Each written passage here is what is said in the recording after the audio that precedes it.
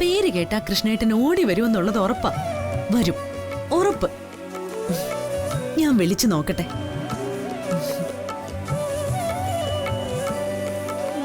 കൃഷ്ണേട്ടാ, കൃഷ്ണേട്ടാ, കൃഷ്ണേട്ടാ, കൃഷ്ണേട്ടാ.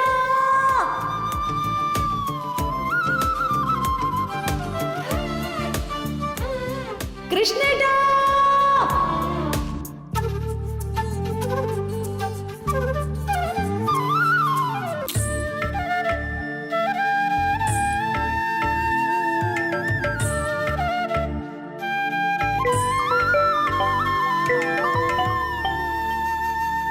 ഹലോ, നമസ്കാരം mister Krishnaprasad. Bank manager Girija പ്രഭാകറാണ്. നമസ്കാരം. നമസ്കാരം. ലാൻഡ് ലൈൻ ആയിട്ട് നമ്പർ കണ്ടപ്പോ കൺഫ്യൂഷനായി. അല്ല, ഞാൻ പറഞ്ഞ ഫണ്ട് ട്രാൻസ്ഫർ ചെയ്യുന്ന കാര്യം എന്തായി? അത് അയച്ചിട്ടുണ്ട് മിസ്റ്റർ പ്രസാദ്. 3,27,000 ഫുള്ളായിട്ട്. നമ്മുടെ ബാങ്കിന്റെ തന്നെ ബ്രാഞ്ച് ആയതുകൊണ്ട് നമുക്ക് അവരോടൊരു സേ ഉണ്ട്. മിസ്റ്റർ പ്രസാദ് ബാങ്കിന്റെ ഒരു വിലപ്പെട്ട കസ്റ്റമർ ആണെന്ന് പറഞ്ഞിട്ടുണ്ട് ഞാൻ. ഇനി വീട്ടിൽ വന്ന് അവരൊരു നടപടിക്ക് മുതിരില്ല. പണം അടയ്ക്കാതിരുന്നാലല്ലേ നടപടി? ഇപ്പൊ പണം അടച്ചു കഴിഞ്ഞില്ലേ, ഇനി എന്ത് നടപടി വരാനാ? ശരിയാണ്, ഒഫീഷ്യലായിട്ടുള്ള നടപടിക്രമങ്ങൾ തീർന്നു. പക്ഷേ അവർക്ക് കസ്റ്റമറെ പല വിധത്തിൽ ബുദ്ധിമുട്ടിക്കാനാവും വേണമെങ്കിൽ. അതാ ഞാൻ ഒഴിവാക്കുന്നത്. ആ ബ്രാഞ്ചിലേക്ക് ചെന്നാ മതി. പ്രമാണം ഈട് കൊടുത്ത ചന്ദ്രമോഹന്റെ മകനാണെന്ന് പറഞ്ഞാ മതി. അവര് ഡോക്യുമെന്റ് റിലീസ് ചെയ്തോളും. എന്തെങ്കിലും കൺഫ്യൂഷൻ വന്നാൽ വിളിച്ചോളൂ, ഞാനപ്പോ ക്ലിയർ ചെയ്തോളാം. Thank you madam. ഞാൻ ഇപ്പൊ തന്നെ ബാങ്കിൽ ചെല്ലാം. പ്രമാണം കിട്ടിയത് അച്ഛന് കൊടുത്തിട്ട് ഇന്ന് തന്നെ എനിക്ക് മടങ്ങായിരുന്നു. ഒരു തടസ്സം ഉണ്ടാവില്ല മിസ്റ്റർ പ്രസാദ്, ചെന്നാ മതി. Thank you. Thank you very much.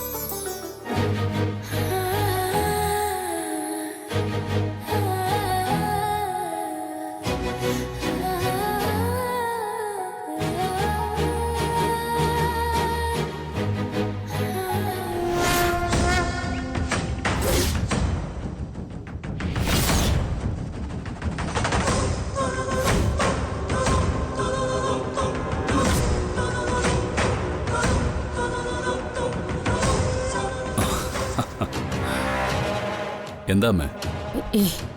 ഒന്നുമില്ല. എന്തായി നീ പോയ കാര്യങ്ങള്? നമ്മൾ ജയിക്കും അമ്മേ. നമ്മുടെ ലക്ഷ്യം സഫലമാകും, അത് ഉറപ്പാ. എന്ന് പറഞ്ഞാ നീ സിദ്ധനെ കണ്ടോ? എന്നിട്ട് എന്തു പറഞ്ഞു അദ്ദേഹം? പറഞ്ഞതൊരൊറ്റ കാര്യം മാത്രമാ. ഈ കാലം അത്രയും എന്റെ മകനെ എന്നിൽ നിന്ന് അകറ്റി നിർത്തിയത് ആ സുഭദ്രയാ. സുഭദ്രയോ? അതെ, അവൾക്ക് ദേവി എന്തോ ശക്തി കൊടുത്തിരിക്കുക. ആ ശക്തി കൊണ്ട് അവൾ എന്റെ മകനെ എന്നിൽ നിന്ന് അകറ്റി നിർത്തുകയും അവളുടെ അനിയത്തിമാരെ സംരക്ഷിക്കുകയും ചെയ്യുന്നു അത്രേ. എങ്കിലും എനിക്കെന്റെ മകനെ ഉടനെ തന്നെ കാണാൻ സാധിക്കുമെന്നാ സിദ്ധൻ പറഞ്ഞത്.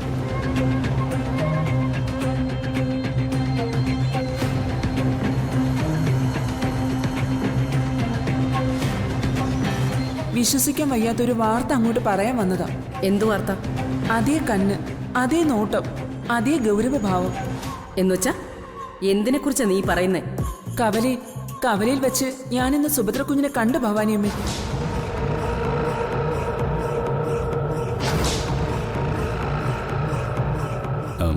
എന്തുപറ്റി?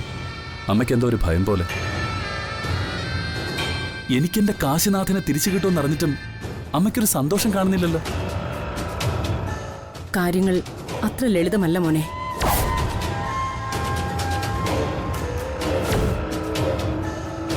നീ പറഞ്ഞില്ലേ സുഭദ്ര അവളുടെ അനിയത്തിമാരെ സംരക്ഷിക്കുന്നുവെന്ന്? അത് സത്യമാണെന്ന് വേണം കരുതാൻ. സുഭദ്ര ഇപ്പോഴും ജീവിച്ചിരിപ്പുണ്ട്, നമുക്കിടയിൽ തന്നെ.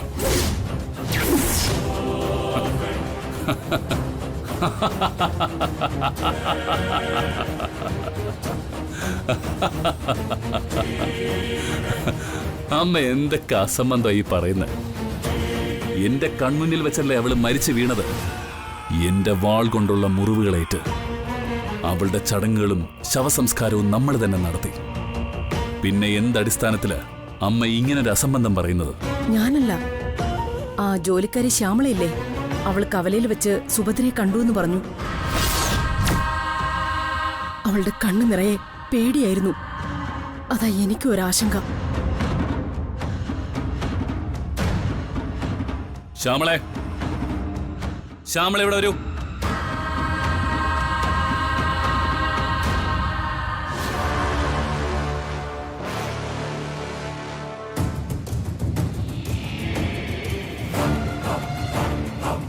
നീ എന്താ ആലോചിക്കുന്നേ? അങ്ങനെ ചില സൂചനകൾ തന്നെയാ സിദ്ധനും തന്നത്. സുഭദ്രയെന്ന് അയാൾ പറഞ്ഞില്ല. നമ്മുടെ ശത്രുക്കൾ ഇവിടെ ഈ ദേശം വരെ എത്തിയിട്ടുണ്ടെന്ന് അയാൾ പറഞ്ഞത്. ഇനിയിപ്പോ അത് സുഭദ്ര തന്നെയാണോ എന്നാണ് ഞാൻ ആലോചിക്കുന്നത്.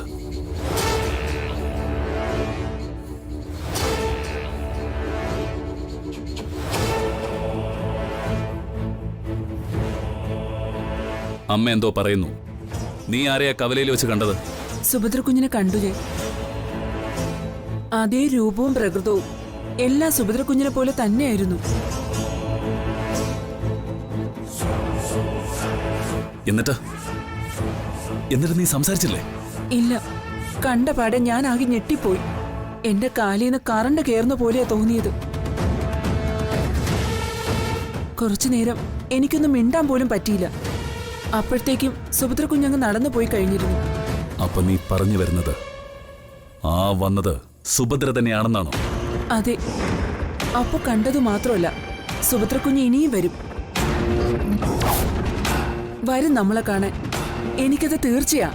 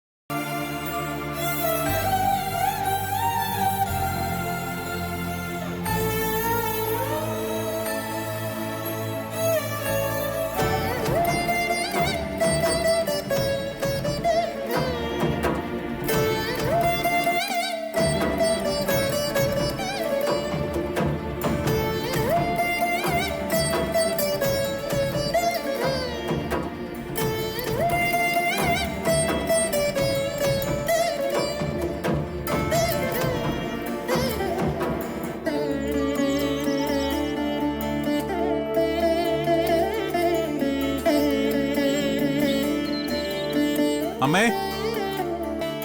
അമ്മേ, അമ്മേ.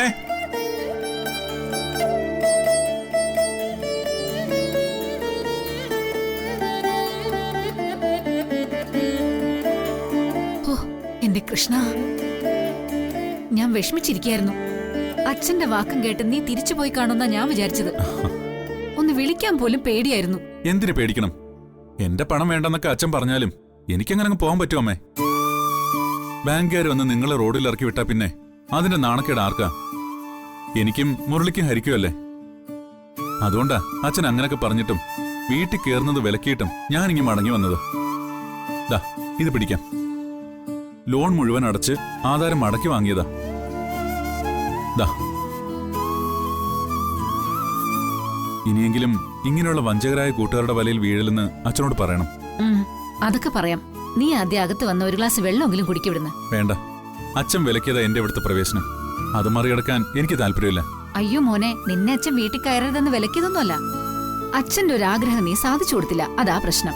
ആ പ്രശ്നം ഒരു പ്രശ്നം തന്നെയാണമ്മേ. നമുക്ക് ആ വിഷയം ഇടാം.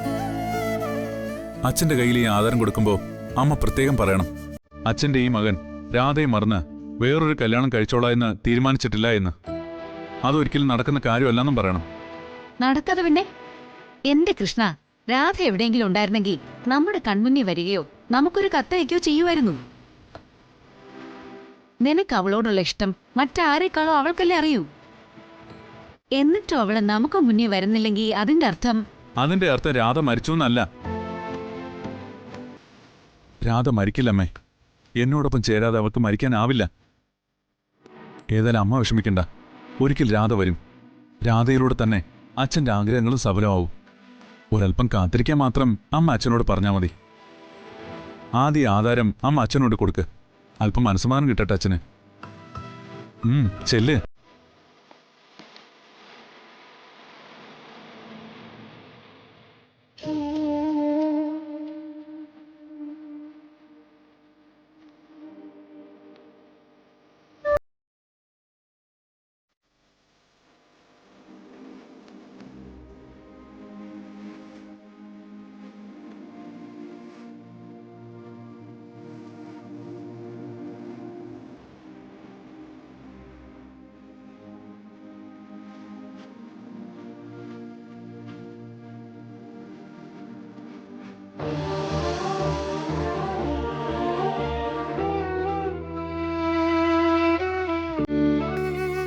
വന്നിരുന്നു.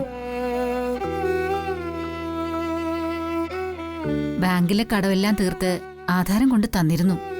ആണോ?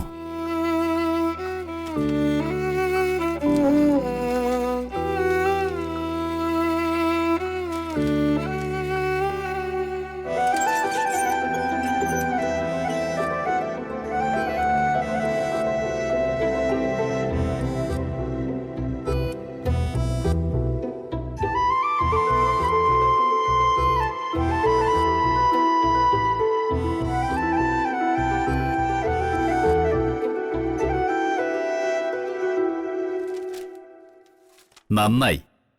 എന്തായാലും അവന്റെ മനസ്സ് മാറിയെന്നർത്ഥം.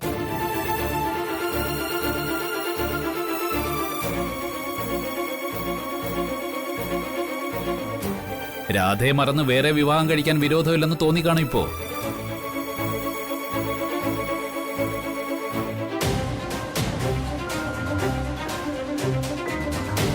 നമുക്ക് കിട്ടാവുന്നതിൽ വെച്ച് ഏറ്റവും സന്തോഷകരമായ ബന്ധമാവും ശ്രീധരൻ മാഷിന്റെ മോളുടേത്. ഇനി നമുക്കത് വച്ച് താമസിപ്പിക്കണ്ട. ഇനി ഏതായാലും രാധാ എന്നുള്ള അവന്റെ കരച്ചില് തീർന്നു. നമ്മുടെ ഇഷ്ടത്തിനുള്ള കല്യാണത്തിന് സമ്മതിച്ചില്ലേ? തൽക്കാലം അവൻ പറഞ്ഞതൊന്നും സൂചിപ്പിച്ച് ഇദ്ദേഹത്തിന്റെ മനസ്സ് നശിപ്പിക്കണ്ട. എന്ത് വേണോ ചിന്തിച്ചെടുത്തോട്ടെ, നമുക്കെന്താ. ഇതിപ്പോ ധനുമാസം, മകരം, കുംഭം, മീനം. മീനത്തിൽ നടത്തുന്ന മട്ടിലെ കാര്യങ്ങൾ നീക്കിയാലോ? നീ എന്തു പറയുന്നു?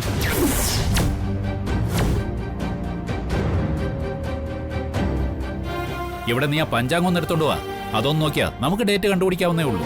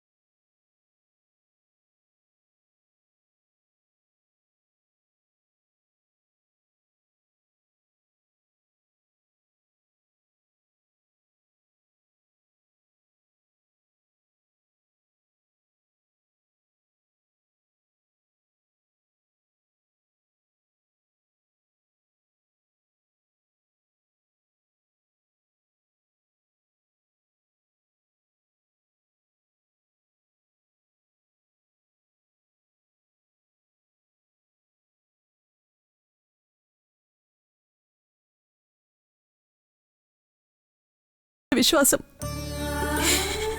ആ വിശ്വാസം അസ്തമിച്ചിരിക്കുന്നു. ഇനി നമ്മൾ പരസ്പരം കാണില്ല, ജീവിതത്തിൽ ഒരിക്കലും.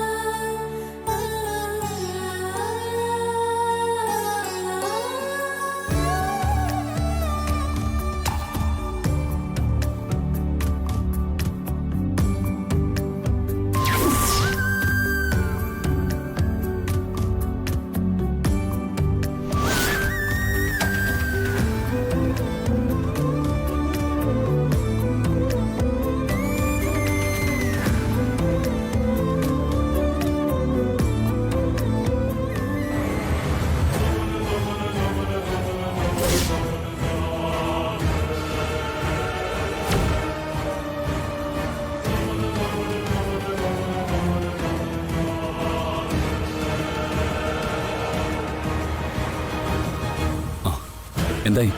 അന്വേഷിച്ചോ നീ? ഞാൻ നേരിട്ട് അന്വേഷിച്ചു, ആളുകളെയും വിട്ടിട്ടുണ്ട്. ഇതുവരെയും ഒരു വിവരവും ഇല്ല.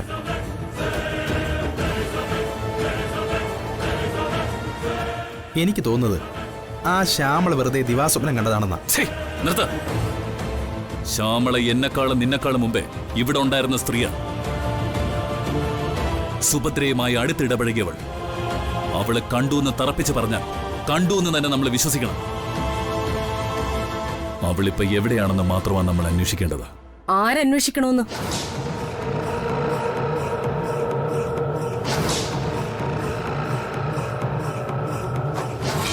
നമ്മുടെ എതിരാളി, അതും ആജന്മ ശത്രുവായ ഒരാൾ. നമ്മുടെ ദേശത്ത് വന്നാൽ അന്വേഷിച്ചിറങ്ങേണ്ടത് നിന്റെ ഡ്രൈവറും മാനേജറും ഒന്നും അല്ല, നീ സ്വയം തന്നെയാ. പക്ഷെ അമ്മേ, ഒരു സൂചനയും കിട്ടാതെ ഞാൻ എങ്ങോട്ടെന്ന് വെച്ചാ പോയി? നേരിട്ടിറങ്ങി അന്വേഷിച്ചാലേ സൂചനകൾ കിട്ടുകയുള്ളൂ. പണ്ടാരോ പറഞ്ഞിട്ടില്ലേ, വേണമെങ്കിൽ താൻ പോണം, വേണ്ടെങ്കിൽ ആളയക്കണം എന്ന്. സുഭദ്രയെ കണ്ടുപിടിക്കേണ്ടത് അവരുടെ ആരുടെ ആവശ്യമല്ല. അവരുടെ ആവശ്യം നിന്നെ സന്തോഷിപ്പിക്കുക മാത്രം. സുഭദ്ര വന്നിട്ടുണ്ടെങ്കിൽ അവള് വന്നതുപോലെ തിരിച്ചു പോകും മുമ്പ് നീ തന്നെ ഇറങ്ങി അന്വേഷിച്ചാലേ പറ്റൂ. ഞാൻ പോവാമേ, ഞാൻ പോവാൻ തയ്യാറാ. പക്ഷേ ആ പക്ഷിയുടെ ഉത്തരം ഞാൻ തരാം. ശ്യാമള കണ്ട ആ സ്ത്രീ തൃപ്പങ്ങോട് തറവാടുമായി എന്തെങ്കിലും ബന്ധമുള്ള ആളാണെങ്കിൽ ഉറപ്പായും തൃപ്പങ്ങോട്ടപ്പന്റെ സന്നിധിയിലേക്കായിരിക്കും ആദ്യം എത്തുന്നത്. അതുപോലെ തന്നെ ശ്രീമൂലസ്ഥാനത്തും വന്നിരിക്കാൻ സാധ്യതയുണ്ട്. വേറെ ഒരിടത്തും അന്വേഷിച്ചില്ലെങ്കിലും ഈ 2 സ്ഥലത്തും നീ നേരിട്ട് പോയി അന്വേഷിക്കണം. എപ്പോഴും അവിടെ ഒരു കണ്ണുണ്ടാവുകയും കാവല് നിർത്തുകയും വേണം. എനിക്കുറപ്പാ അവളെ നിന്റെ കയ്യിൽ കിട്ടും. ഇന്ന് സൂര്യൻ അസ്തമിക്കുന്നതിന് മുൻപ് തന്നെ. എന്താ, അങ്ങോട്ട് പൊയ്ക്കൂടെ നിനക്ക്?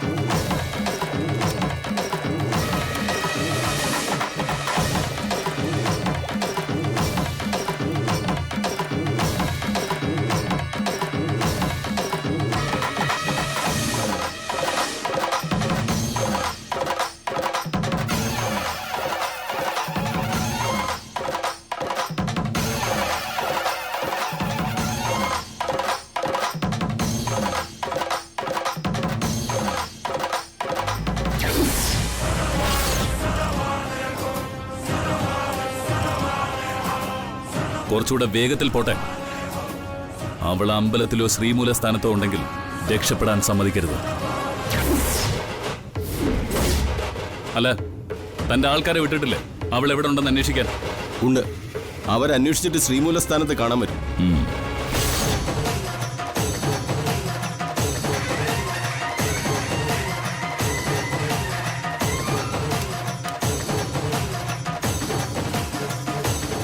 നിവേദിച്ച പൊങ്കാലയില് താന്താങ്ങളുടെ പങ്ക് പിന്നീട് തരും. ഇനി ഇവിടെ നടക്കാൻ പോണത് ഈ കുട്ടിയുടെ പ്രത്യേക പൂജയാണ്. കുട്ടിയെ നിങ്ങൾ പെണ്ണുങ്ങൾ തന്നെ ധാര കോരി പട്ടൊടുപ്പിച്ച് ഈ ഹോമകുണ്ടത്തിന് അരികിലിരുത്തിയിട്ട് പോകാം. പൂജ കഴിയുമ്പോ ചിലപ്പോ സൂര്യൻ അസ്തമിച്ചെന്ന് വരും. സമയം എത്രയായാലും ഏകാന്തതയിൽ വേണം മൃത്യുഞ്ജയ പുനരുജ്ജീവന ആവാഹനം നടത്താൻ. അത് നടക്കുമ്പോ പുറമേയുള്ള ഇടപെടലുകൾ പാടില്ല. ഇപ്പോൾ സ്ത്രീകൾ കുട്ടിയെ കൊണ്ടുപോയിക്കോളൂ.